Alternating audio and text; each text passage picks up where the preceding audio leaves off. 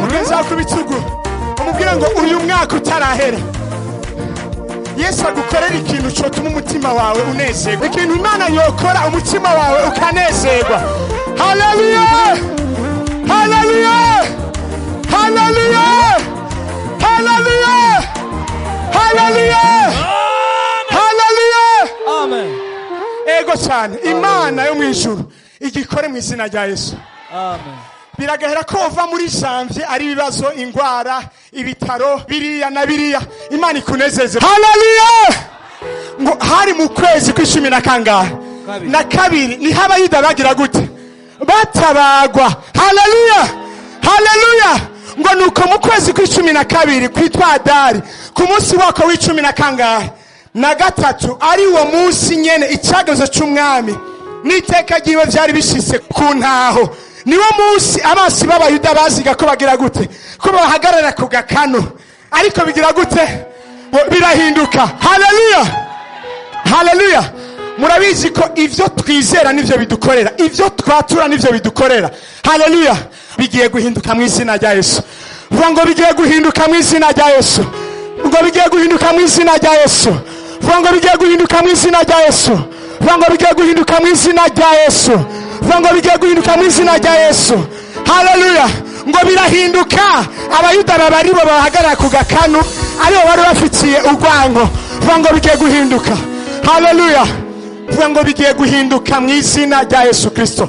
Nyemera uzamura ikiganza cyawe uvuge ngo ndizera ko bigiye guhinduka mu izina rya Yesu. Nubwo ntazi inzira, nubwo ntabona inzira, nubwo ntabona ukuntu bigiye gukurikirana, ariko ndizeye ko uwo mwana agiye kuzana impinduka mu gihugu canje, mu muryango wanje, mu kazi kanje, mu bana banje, mu rubyaro rwanje. Bigiye guhinduka, bigiye guhinduka, bigiye guhinduka. Bihinduke mu izina rya Yesu.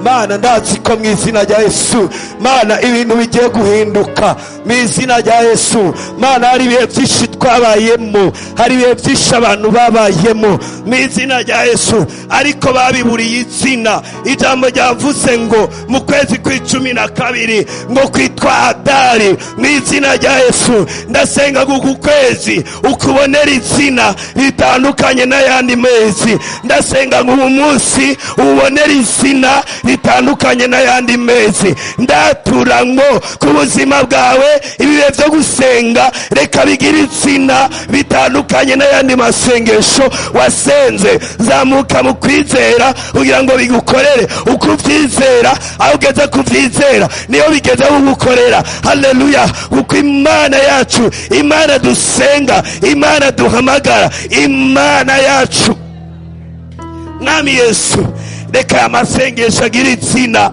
mu buzima bwanje, mu buzima bw'umuntu ari muri iki kibanza mu izina rya Yesu. Birashoboka abantu baranditse amakarine n'amagenda aruzuye ibintu, ariko Mana aba bantu ntibari bwahinduke ubuhanuzi banditse. Ndasenga ngo mu izina rya Yesu ntibongere gutunga ubuhanuzi, ahubwo ndatura ngo nuhinduke ubwo buhanuzi, nuhinduke ubwo buhanuzi wanditse, nuhinduke ibyo wanditse, nuhinduke izo ndoto zawe, indoto zawe. Haleluya. Ube so ukubona yisomere utarinze kumuzanira ibitabo binyegeje ahantu. Nuhinduke ibyo nyene mu izina rya Yesu. Reka bimenyekane kuri umuheburayo w'ukuri w'isezerano. Haleluya. Iyo utavuze Imana ikuvugira amafi yawe. Haleluya. Iyo usenze Imana zikaba nawe utari.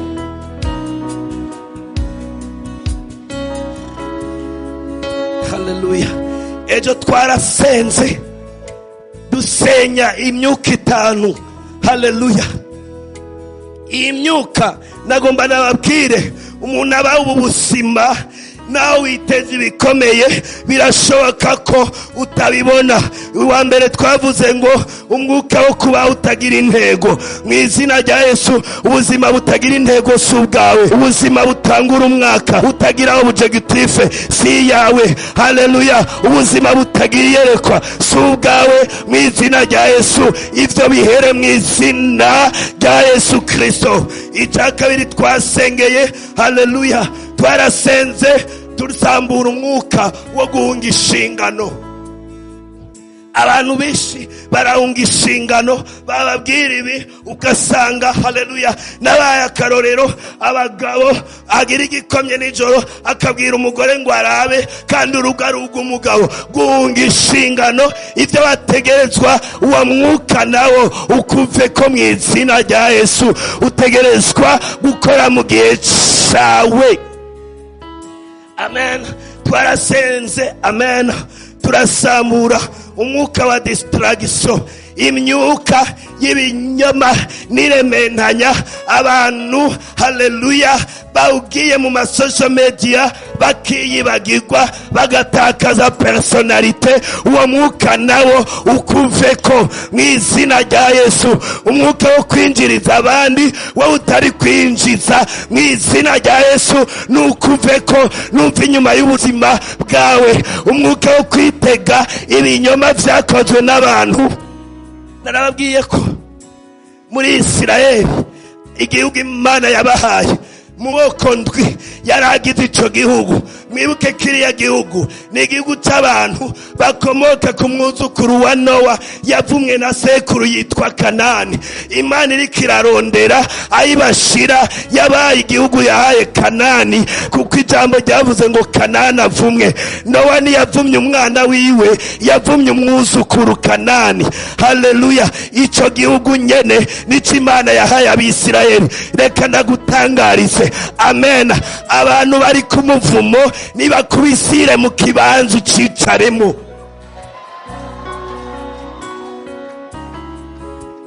Imana ije kuraba Aburahamu, yafashe ahantu mu gihugu yahaye umwuzukuru wa Nowa yavumwe. Icambere yambatse ururimi rwabo arico Giheburayo, ikindi ibaka n'izina. Haleluya. Ndasenze mu izina rya Yesu abagendera munsi y'umuvumo, Imana ibaka izina ribi ryawe, Imana ibaka ishamvu ibi yawe, Imana ibakure mu mugabane ubu w'abagororotsi. Amen. Ikindi naravuze ngo dusenge, twasenye umwuka wo kuba dekoraje. Ugatangura proje, ugatangura ikintu, abantu bagatangira kukubwira ibisekuruza vyawe. Haleluya. Nagomba nkubwire ngo ubu kwezi twakwitiriye birahinduka. Haleluya. Nimba muri generation yanyu, nimba muri genograme yiwanyu bitakunze, kuri wewe birahindutse. Amen. Haleluya. Uwundi mwuka ni umwuka wo gusesagura, umwuka wo gukoresha ubushobozi bw'amafaranga bw'ibiboneka mu bintu biri inutile. Uwo mwuka nawo ukuveko. Uziko hari abantu itarike 5 z'ukwezi baba bahejeje umushahara. Uwo mwuka nukuveko, uwo mwuka nukurekure mu izina rya Yesu. Uvyizere, vyakire. Ibintu vyose birafise umwuka ubisunika, umwuka ubisunika. Haleluya.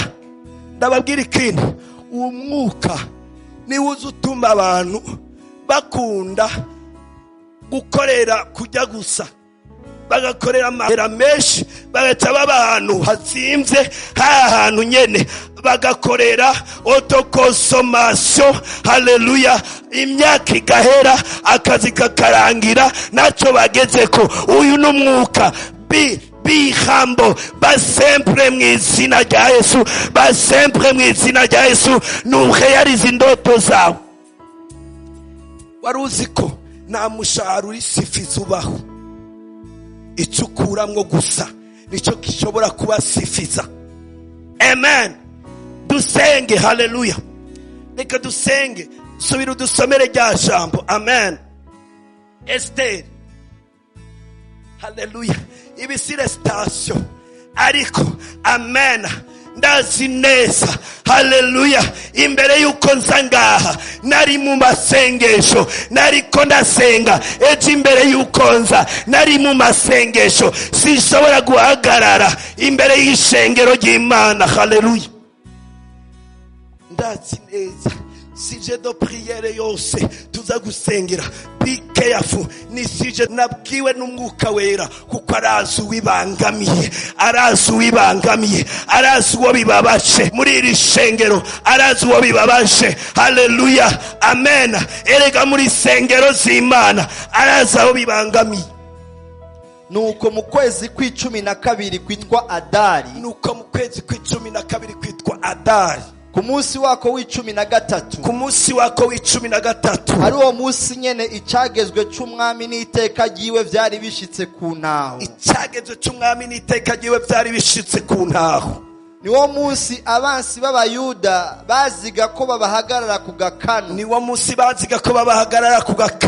ariko birahinduka Abayuda baba aribo bahagarara ku gakanu,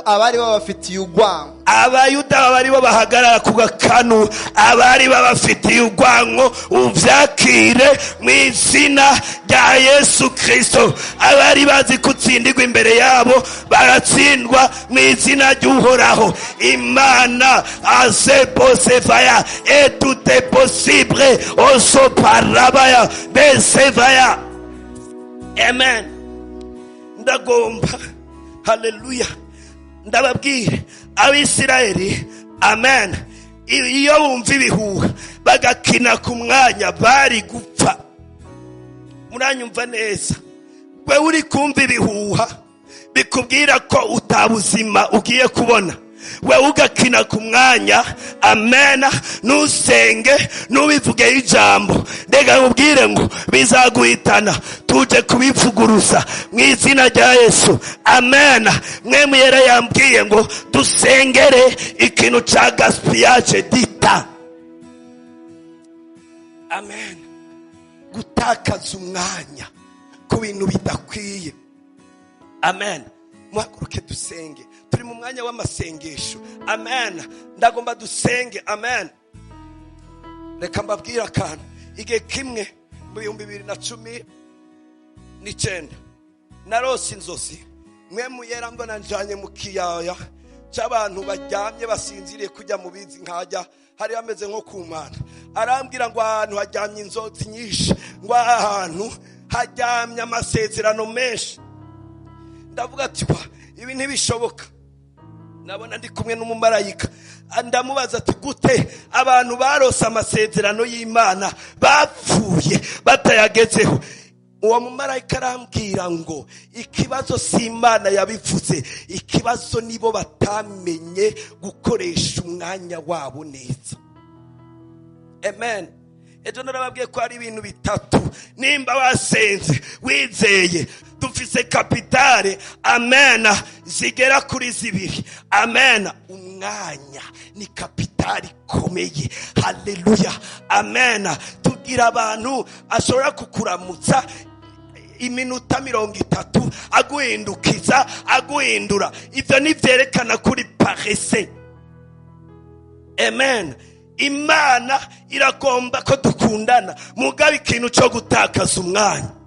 Nimba Imana yarakubwiye inzozi jana n'umwanya bajuru amen, nugatebe. Ejo nababwiye agaformire mukajane haleluya. Ni abantu bakubwira mbega iburi kurakura babwira ngo ndiko ndagerageza, niyo vyanka sawa, ariko ubabwira ngo ndiko ndagerageza, ariko wewe wanani utanagerageje niwumva ko ari isoni. Haguruka dusenge umwanya wawe amen haleluya. Kura kajagari mu mwanya wawe, umwaka dutanguye amen haleluya. Muri uku kwezi kwa-12 umwanya wawe utegerezwa gukorana n'umwanya, utegerezwa gukorana n'umwanya haleluya. Muzi twebwe icyagatatu cy'ubuzima tukimara turyamye muri bya bindi bisigaye ugacubitesha agaciro, umwanya ukawukoresha ubusa. Senga Imana ikubabarira umwanya umaze gutakaza, Imana igushire ajour mw'izina rya Yesu. Mwami Yesu, abantu bawe turi imbere yawe Mana, imyanya twatakaje nidusenge nidukore Mana witubabarire. Imyanya yo gukonsoma ibihuha bitudetruiza Mana, ijambo ryawe rirambwira neza ko cyagihe amakuru babatasi bazanye nukuri yaraye ukuri kuma y'abantu bigaragara ajya amakuru yarariyo, ariko Mana Yosuwa na Kalebu barabisha yandi maso baravuga ngo niba Imana twishimiye izo tugeza muri kiriya gihugu, reka mvuge ngo niba Mana utwishimiye naho ibintu womenga bigeze ku kanyuma biraba bizima, biraba bizima, biraba bizima. Mana utubabarire, duhagaze mu kiyaya c'amagufa yumye, ariko bamwe baravuga ngo ntibishoboka kwaba amazima, ariko Mana ndasabye imitima yacu yishure ngo niwe wobimenya, niwe wobimenya, niwe wobimenya, niwe wobimenya, abantu nibo bimenya, nibo bimenya ko bigiye kugenda neza, amaso niyo bibona ko bigiye kugenda neza, ariko ndatangaza ngo nimba ku magufa yumye byarashobotse, n'ubu Mana birashoboka, birashoboka amagufa yumye akaba mazima. Ndasengeye umwanya wacu Mana, twinjiye muri uyu mwaka, bamwe batanguye kubona ubusazi imbere yabo, abandi batanguye kubona passion imbere yabo, ariko Mana uyu mwanya birashoboka. Wa mwana w'icangazi kamusenga senga, wa mwana w'icangazi yari yarabitakaje byose ariko yisubiyemo. Aba bantu bawe Mwami turisubiyemo, ibihe byo gutakaza umwanya kubusa, tukareka ibikenewe tugakora ibidakenewe mu izina rya Yesu.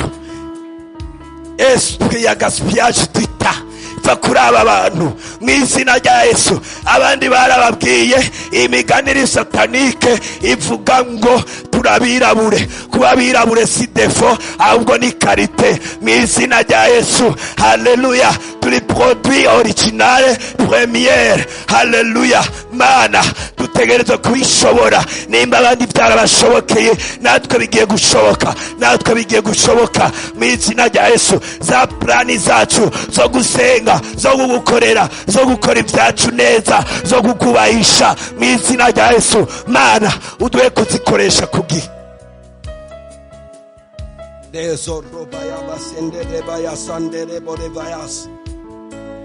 Amen. Mureke dusengera ikindi.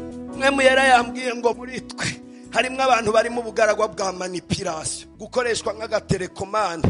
Abantu baragutelekomanda bagakujana aho bishakiye, kandi muri wewe wumva kuri umuntu mukuru. Amen. Ivyo wumva muri wewe urivyo, ariko amen, tugire dusenga isengesho rigusunikire à la recherche de ton indépendance.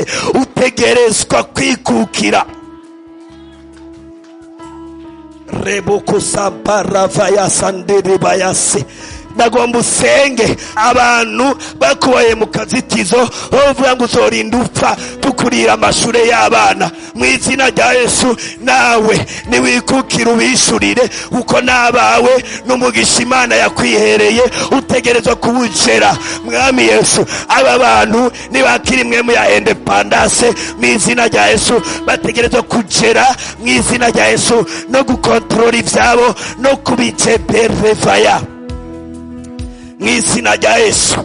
Abisirayeli Mana bamaze gukubita hasi amani kubwo gusenga uwo munsi Mwami, bagize ijambo arekovaya. Morodekayi ahabwa kuba premier ministre, ahabwa kuba umuyobozi mukuru, nabo bagira ijambo. Aba bantu rero mu izina rya Yesu ndasenze nibagira ijambo.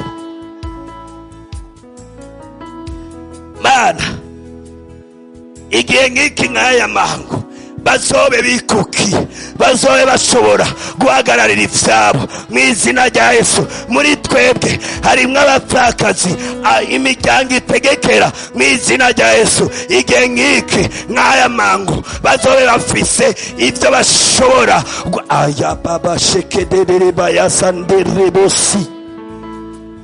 Aba bantu Mwami sama telekomande, aba bantu si televiziyo bari nini ariko bakayimanipira bakoresheje akantu gatoyi. Biragaragara hanze baraberewe basa neza, ariko indani barababaye no gucunaguzwa. Bakure mu gahazo, agahazo, Impwemu ya gahazo, Impwemu y'ubuca. Bava inyuma tuveko, tuva inyuma, tuva inyuma, tuva inyuma y'igihugu cacu. Ayateterebaya reva sande. Mana mana baye kudekuvwa imbaraga ziri muri bo, imbaraga ziri muri wewe zirakomeye, imbaraga ziri muri wewe zirakomeye. Amen. Haleluya. Turagomba dusengera ikindi. Amen. Dusenge umwuka wo kwizungurukako. Amen. Abisirayeli kutamenya aho basha, kutamenya reisite yabo, bazungurutse mu bugaragwa imyaka 40. Imyaka 40. Amen. Bose bipfuza gusubira muri Egiputa, bipfuza ibaze amapapayi. Bibiri iravuga ngo babwiye Mose, dushaka amapapayi, amavoka n'amakonkombre vyo muri Egiputa. Kandi Imana yabateguriye igihugu. Urugendo rw'iminsi 11 batabarukubita imyaka 40. Imyaka 40. Haleluya. Ndagomba dusenge imwemu mbi yo kwizungurukako, imwemu zo kwizungurukako. Amen. Nukuri ndiko nasenga, mwemu yera yanyeretse abantu ngaha muri mwebwe bafise amaproche babitse, bavyarangiye, barititse, baraheza baca barabika. Ariko nasenze imwemu yo kwizungurukako. Umwaka uhera wanditse ibintu ugasanga utakoze na kimwe, mu izina rya Yesu imwemu nikuveko. Urabizi ibi birasaba strategy. Narababwiye ngo birasaba gusenga, ukizera, hanyuma ugakora. Bijya nivyo birimo independence yawe, nivyo birimo kwikukira kwawe. Senga, nutegerezwa kwa muzungurukira hahandi. Ariko ijambo ryaravuze ngo mu gusubira mu vyagezwe ngo igihe mumaze kuri umusozi muzunguruka kiragice, nimugende mu izina rya Yesu mureyarise vya bindi vyose.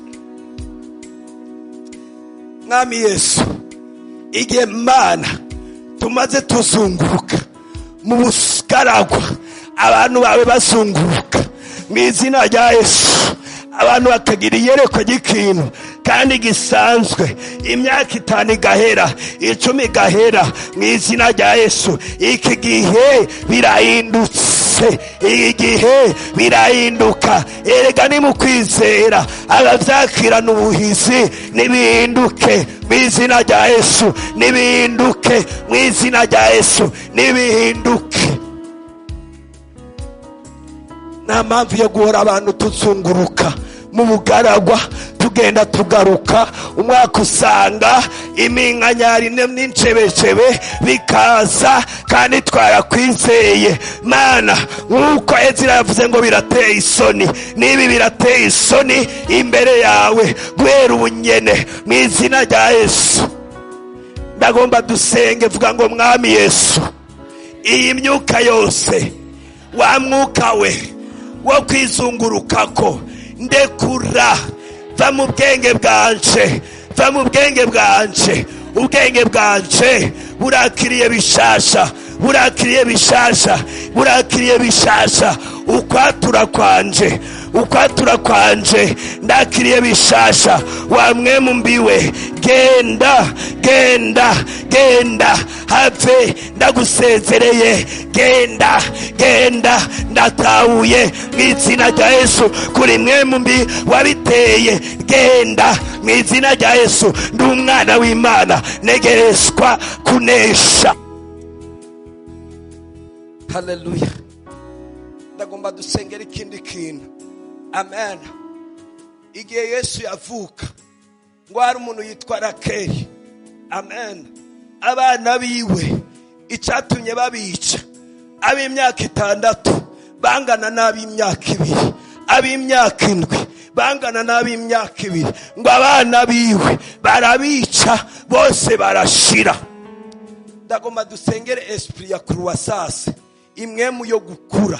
Utegerezwa gukura mu ijambo, utegerezwa gukura mu gusenga, utegerezwa gukura mu izina rya Yesu, mu bigaragazwa utegerezwa gukura. Erega ndazi yari abariko baranyumva nk'isinema, ariko ijambo dufise hasirasi ku buzima busagutse. Ubuzima busagutse bisigura iki? Ivy'umwuka bisaguke. Amena, haleluya. Gusenga gusaguke, ndakwandukiza abandi. Ijambo muri jewe rigwiye risaguke, ndajyandukiza abandi. Nibigaragara by'ubutunzi bigwire bisaguke. Haleluya, mu izina rya Yesu. Ubuzima bwanje niyo navuze bubicigisho,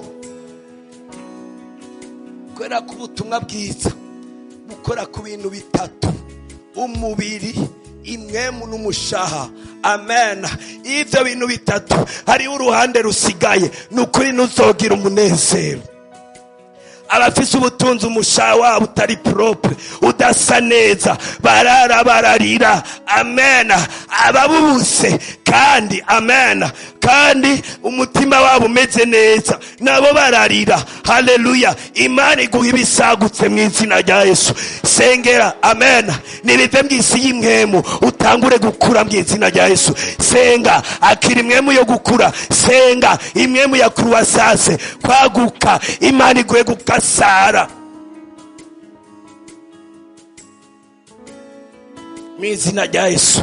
Aba bantu bawe mwami bakeneye equilibre, bakeneye equilibre. Dukeneye equilibre, kuba equilibre mu ijambo ryawe, kuba equilibre mu izina rya Yesu. Mu vy'umwuka kuba equilibre mu gusenga mu izina rya Yesu. Haleluya, haleluya, haleluya. Mana ndasenze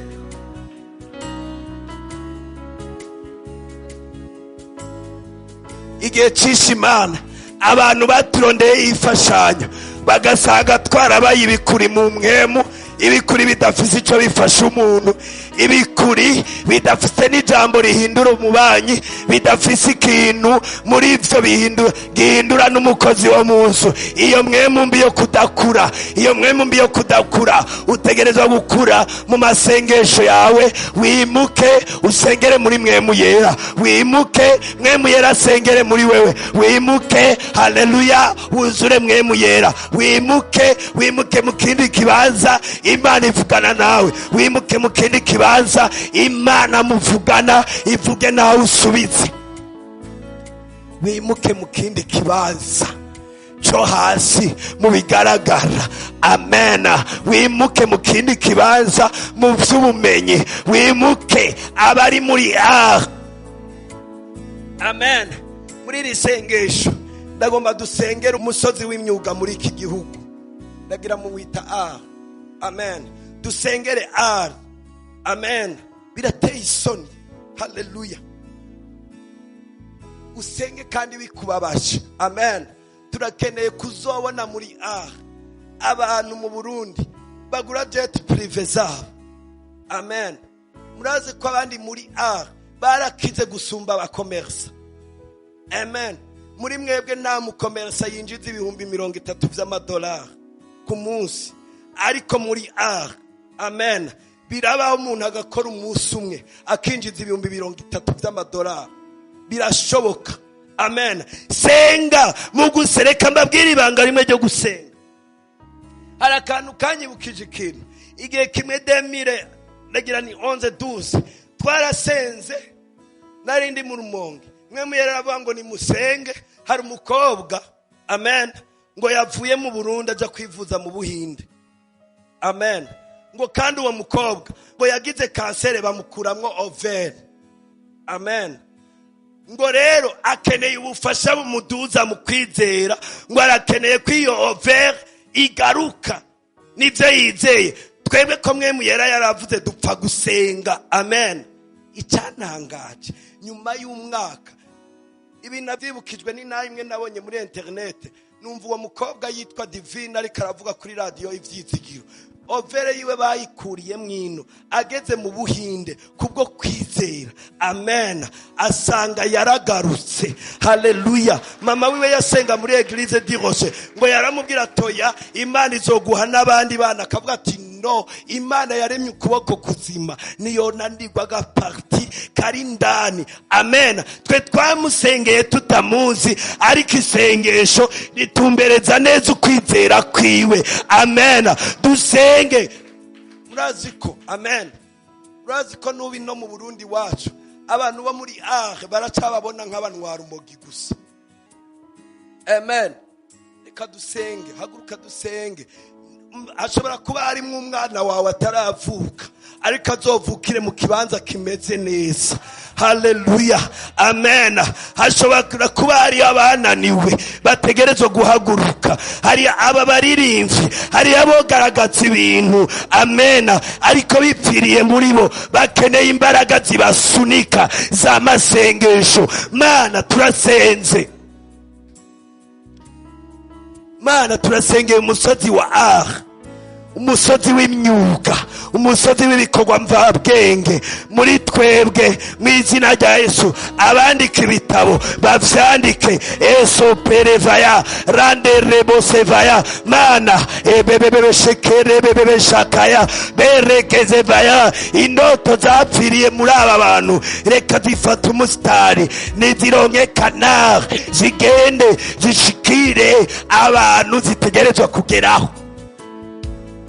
Mu izina rya Yesu turasengeye umusozi wa muri iki gihugu. Mwami nutangure guproduza, nutangure kwinjiza, nutangure guhagarara abantu bazima, abantu batagirizwa urumogi, abantu batagirizwa ingeso mbi, niba uhagarareho kandi baronke Mwami bisagutse. Mu izina rya Yesu, mu izina rya Yesu, mu izina rya Yesu, mu izina rya Yesu Kristo. Ubu kwezi Imana nabo nibihinduke, aho ibyacu bihinduka nabo nibihinduke, nabo nibihinduke. Mana yera, abanditsi mu izina rya Yesu nibihinduke. Amen. Hallelujah. Hari ikindi kintu ngomba ko dusengera. Amen. Hari ikintu cyambabaje, abasenga barabizi. Ushobora kuja mu Mwemu ugahishurirwa wewe wanyawe, mu byiyumviro mwiyere kukumva wewe wanyawe ko wagutse, ariko wagaruka mu buzima busanzwe ugasanga urafungiranye, warafumye, uri umutindi. Amen.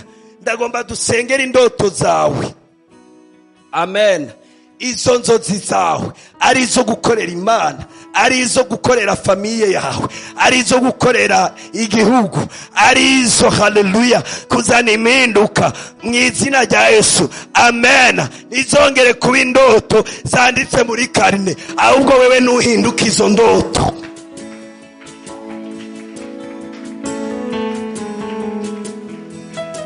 Ariko harakantu ngomba mbabwire. Amen. Igihe kimwe narasenze, Impwemu yararambwira ngo zigituma muri iki gihugu, ngo abakozi bo muri iki gihugu ngo batagasara cyane, ngo baguke bagere ku rwego rukomeye rugaragara n'amaso. Imana irambwira ngo Satani yababitsemo umugera w'amacakubiri y'amoko. Sisigura, ariko ngomba senge indoto zawe zive mu ivyo birohwa. Amen. Urashobora gusanga ujye ukeneye atari w'Imana yashizeho ngo azogufasha, ugasanga wa wundi udakeneye ari mwibanga ryo kugufasha. Umuherezi yarenganye wa muntu bari bakubise ku nzira, yambaye n'imitamana y'ubusaseredoti, aravye uko ari kuvirirana, aravuga ati nukora ku maraso imitamana yanje yocafura, amahuzu yanje ya noblesse yera yocafura. Abantu bose bararengana, hageze umusamariya. Amen.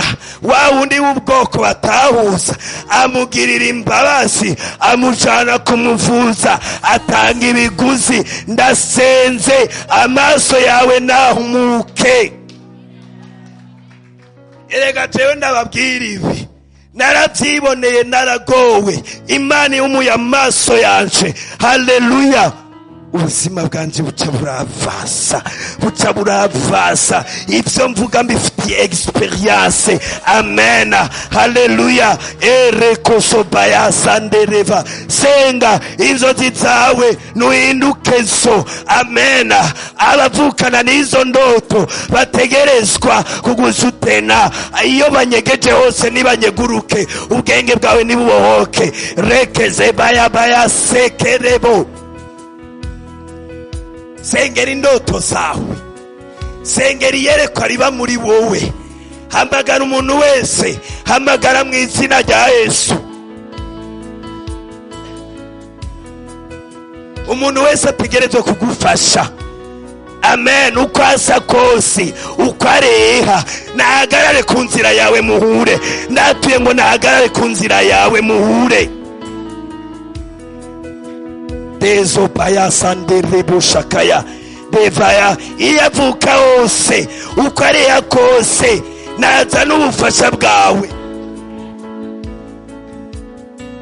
Yesaya 60 umurongo w'11 haravuga ngo amen, imiryango yawe, amarembo yawe ntazigera yugagwa, kugira ngo acemwe ubutunzi n'abami bawuherekeje. Amen. Iyo bazoba bava hose, abo bami Imana niyadeteguminye igihe yaguha amasezerano, niyakubwiye abizocamwo, niyakubwiye inzira bizocamwo. Amen. Bohoka mu izina rya Yesu, ubwenge bwawe nibubohoke, inzira yawe nikugagwe n'ivyiyumviro, amarembo yawe nakugagwe, ubufasha bwawe aho uzoturuka hose ubwakire. Mana ndasenze, niyakagire mwami umuntu wa muri Debora nuwaje gusenga umunsi azowusha akaryo kiwe, kubera iyi Impwemu mbi izerera muri iki gihugu. Ese pandara kasebaya mu izina rya Yesu. Reka Mana, haleluya, ubahe mwami kubohoka, uduhe kubohoka Mana, nudusigarira twose n'imborera yatwo mu izina rya Yesu Kristo. Amen. Ndagomba ndabasengere, dusengere ikintu cyo kuba homme serviteur, umukozi w'abandi. Amen. Muri twebwe hari abantu. Amen. Muzosome muri Luka 12:20 haravuga ngo iki, ngo maze uwo mutunzi w'igifu Imana iramubwira ngo yararyamye, ngo aravuga ngo mutima wanje, ngo rabura tunze, ngo ibintu byose byareze. Amen.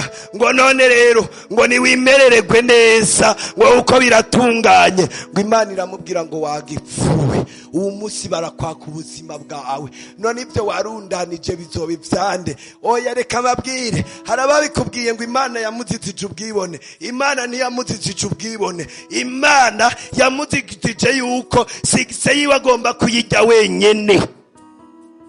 Mwebwe murundanye ibintu mutagomba kuvyinvestisa ngo abandi bakore baronka akazi, nukuri Imana izobamanyura baze kubijya ko mutagihari.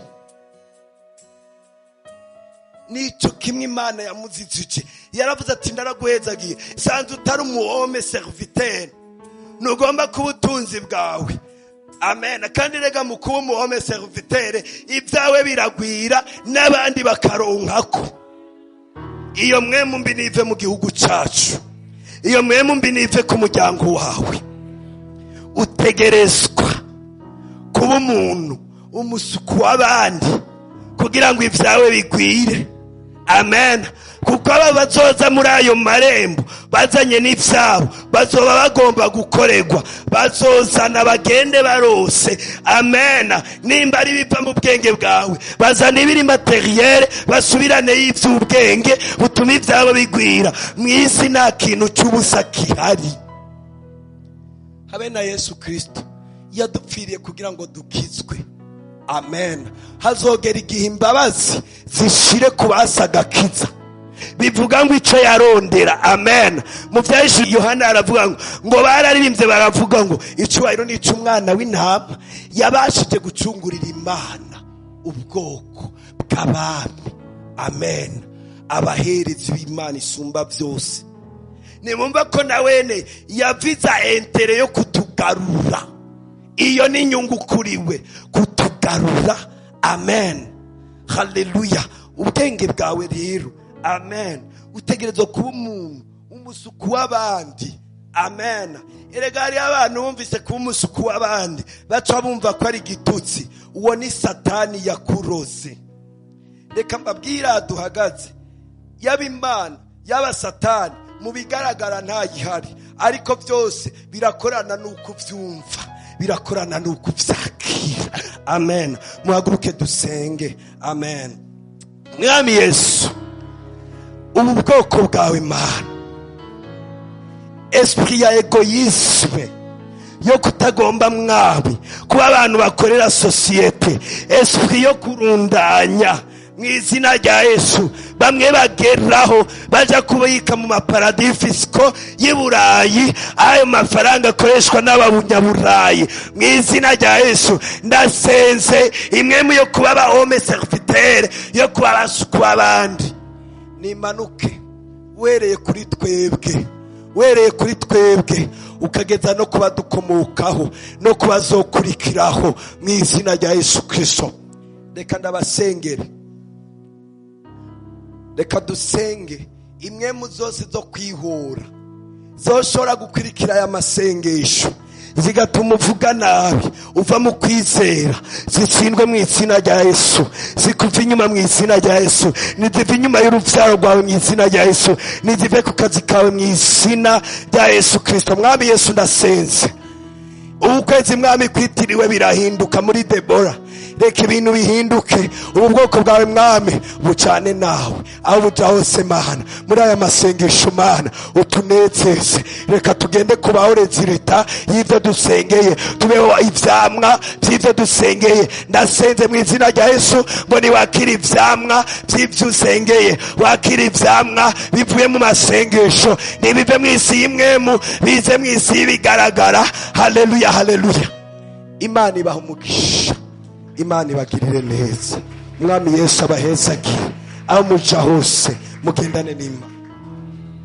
Amashi menshi ku mukozi w'Imana. Yesu arushize kuduhezagira, Yesu arushize kutugirira neza, hanyuma tujana umugisha w'Imana, mugumane ivyizigiro ko vyahindutse. Yesu abahezagire. Na hejo mu mwanya wo gutazira turushiriza kwakira aya majambo yo guhinduka kw'ivyacu vyose.